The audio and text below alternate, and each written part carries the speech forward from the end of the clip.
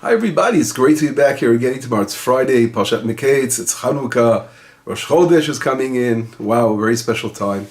I'd like to open up and of course connect the portion with Chanukah.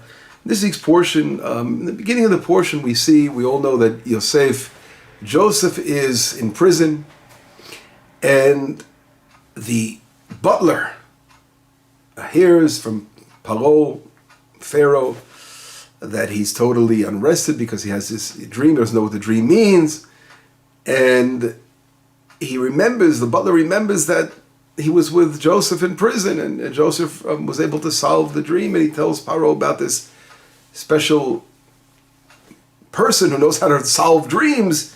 And right away, boom, it says in verse number 14 in chapter 41, it says, Vayishlach Paro vayikal Yosef. Paro sends out messengers and he calls Joseph. And they take him out of the pit. Vayigalach vayichalev simlotav vayavo el Paro, and he gets a nice haircut, he changes his clothes, and he comes before Paro. This fascinating account by the Torah is something that always strikes me, but we have to really think about it in a deep way.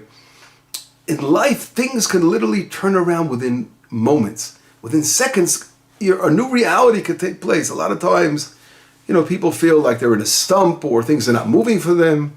And all of a sudden, boom, wow, the gates open up and everything begins to work out. And wow, it's like a fascinating feeling when all of a sudden things that have been stuck, or if you feel like you were inside the mud, you were inside this pit, and all of a sudden your life is turned around within seconds. And finally the gates are opened up. A lot of times people are really in difficult situations for a very long time until finally they find a way to get out. I think that is something we can relate to everybody in this world. Looking for a moment of going forward, of getting out of difficult situations. And here Yosef, boom, there he is. He's in one moment in prison, the other moment he's out already, and then solving the dreams of Paro, and then becoming the second in command, as we all familiar with the story.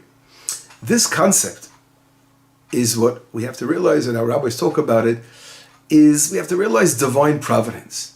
And that's a very important thing, because a lot of people, they will fall into despair and they will lose faith, and because if they don't have that belief that Hashem is behind every aspect of our lives, that God is pushing us from behind and God is watching over us. And if we don't believe that, it can be a very, very, very, very depressing world when a person loses faith and doesn't realize that there's the guidance of Hashem behind him, leading us with a guiding hand. And that is so, so important. That should be the most important thing in our lives, realizing that divine providence is in our lives. Everything that happens is for a reason. We should realize, always do something we call in Hebrew, cheshbon nefesh, to make an accounting and realize, why are we in a certain situation? How could the situation get better? But if we realize that Hashem is behind everything, and then we will also rectify it. Wait a second, why are we in this situation? Maybe we did something that got us into trouble. And our rabbis talk about Joseph, as being called a na'ar, right? We read about that in last week's portion.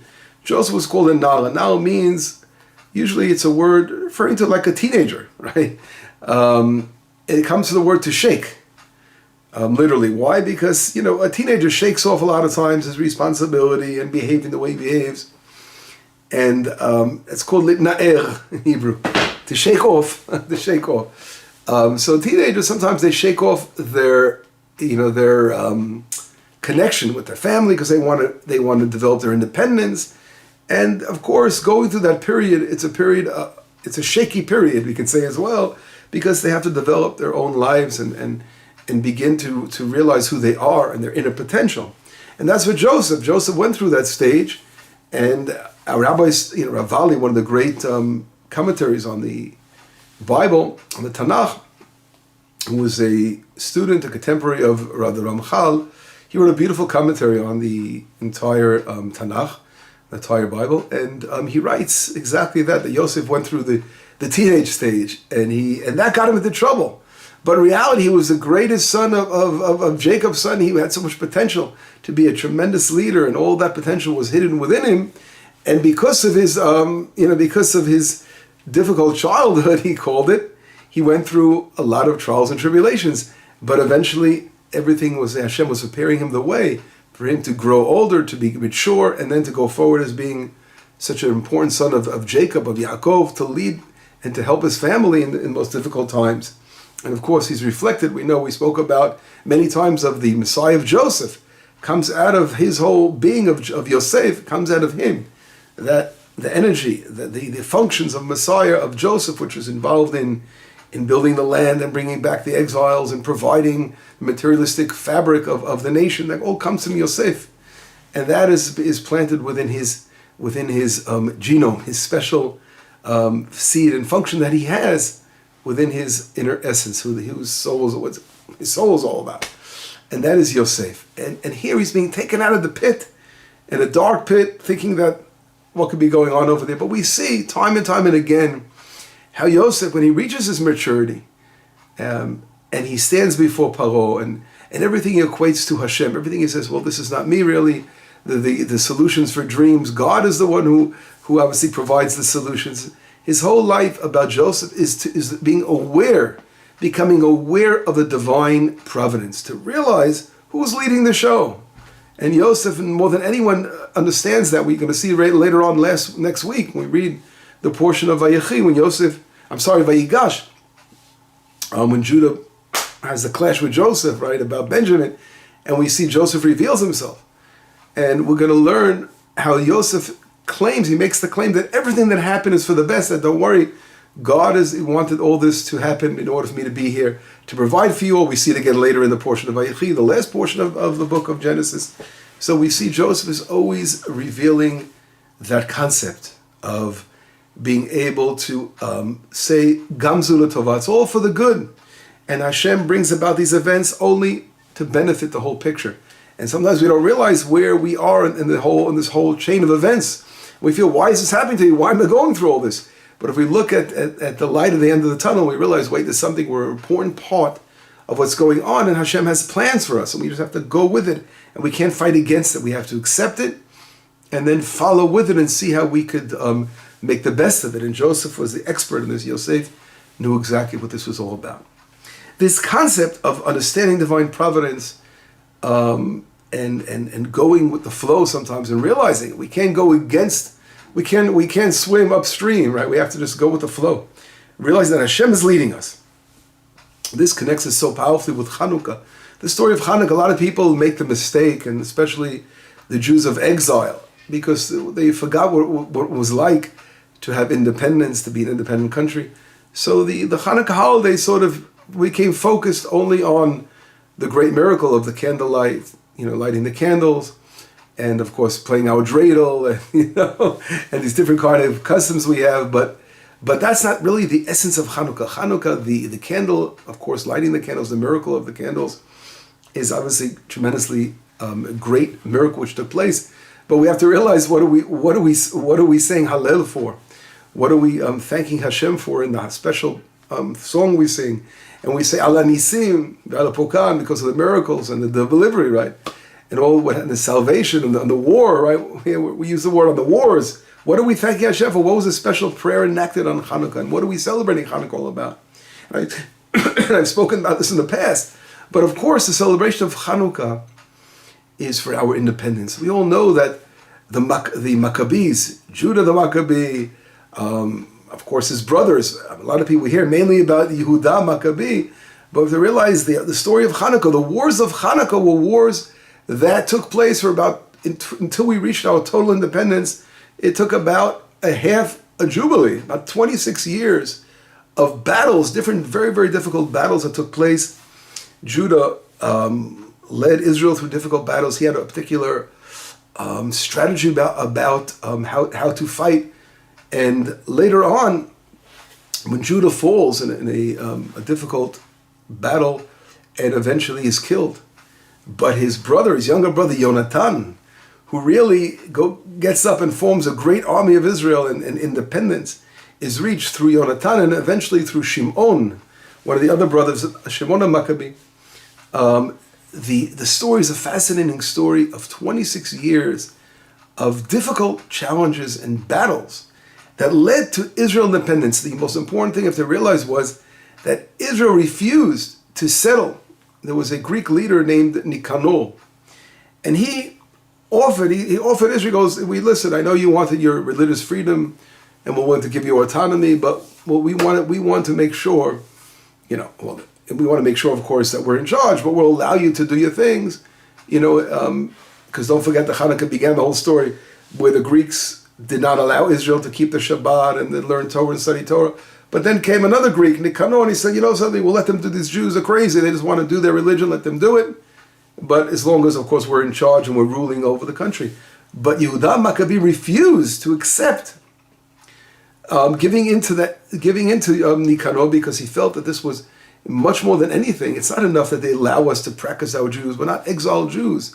We're Jews of the land. We want our independence. So the great story of Hanukkah, as Maimonides writes in the laws of Hanukkah, he talks about how we celebrate over our independence, of having our independent country and sovereignty in the land of Israel.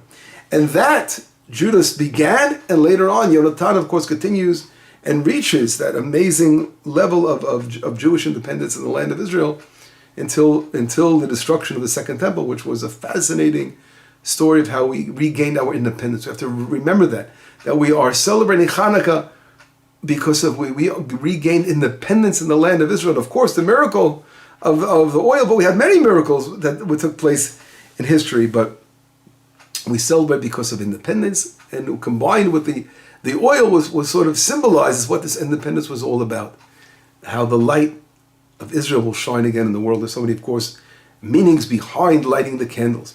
And I want to just mention, one of the fascinating stories of Hanukkah, one of the battles where there were 100,000 Greek soldiers that were coming on Judah the Maccabee, Yehuda Maccabee. And he had to they were in Jerusalem, they were under siege. It was a very, very difficult situation. And literally a miracle took place, a miracle that most people don't know aware of.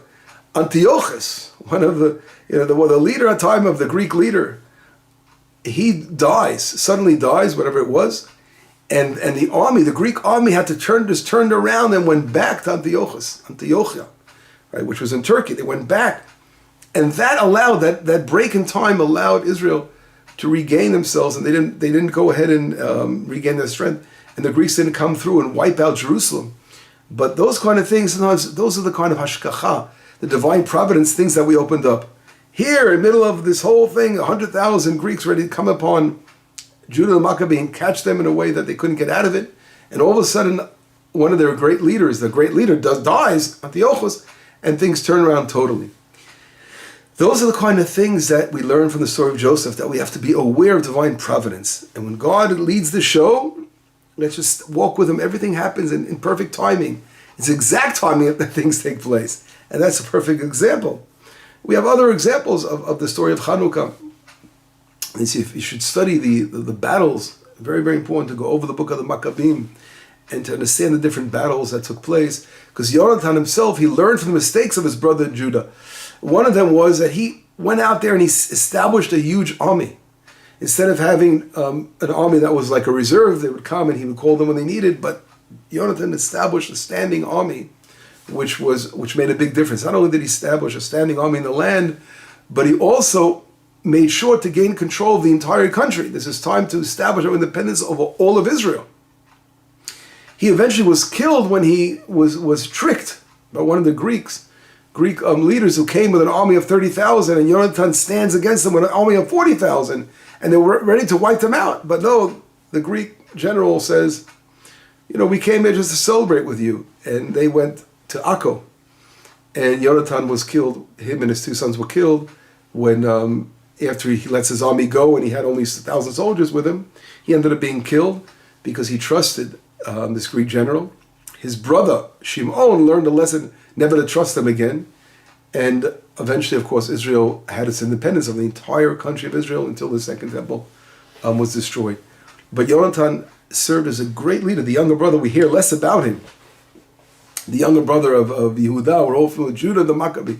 But of course, it was really the continuation of Yehuda, Yonatan, right? We all know Elazar, and of course Shimon. We all learn about Yonatan also was a high priest. So the story of Hanukkah is really about the regaining of our independence in the land of Israel. And of course, the events that led to this was tremendous divine providence. As we learn from Joseph, how things could turn around, events in our lives could turn around, and overnight, new doors will open up, and we can see the lights. That's the beautiful thing of the lighting of the candles. When we see, there was, the miracle of the candles we all know. There wasn't enough oil only for one day. It lasted for 8 days. But the candlelight represents two things. Number one, it represents the thanksgiving. We want to be thankful to Hashem for the events that took place. And that's why we say the Hallel. That's Chanukah. Another thing, as we add, each day we add another light. That comes from Yosef, meaning to add. Joseph, his name himself, comes from the name to meaning to add on. Every day we're adding on another candle. Because we're realizing that sometimes we think there's no way out. We're in a dead end, and all of a sudden, there's another light burning. And another light burns, and then there's another way showing us the way out of the situation we're in. So Hanukkah is reflected by those two aspects of thanksgiving to Hashem for the great providence He does and the way He helps us and saves us. And of course, realizing that every time, sometimes a little small thing will add to another light, eventually to lead us the way to our freedom. And this is what Hanukkah is all about, our independence, our freedom in the land that we celebrate here in the land. Not the Hanukkah guilt, as they say in Yiddish, Hanukkah money. That comes from, it's an exile thing, It's not all about Hanukkah. That really comes from the customs of the nations. But the Jewish custom, celebrating Hanukkah, the real reason is our independence in the land of Israel. And Joseph, I think, as all the great leaders of Israel, he represents that divine providence of understanding, going with the flow, realizing Hashem is with us. We have that strong faith, Hashem guides us, we will succeed in the most difficult challenges we have. And that is what the Maccabees did. They were able to succeed and overcome all the difficult challenges. And Hashem paved the way through the different miracles that took place in the Hanukkah story. But anyway, Shabbat Shalom, B'Sarot Tovot. We will continue this, God willing, in a future time. There's always a lot to talk about. Shabbat Shalom. Have a beautiful Shabbat, a beautiful Hanukkah. And let's strengthen our belief in divine providence and how Hashem walks with us, and He will continue to walk with us, and we will see a lot of great lights. Shabbat Shalom.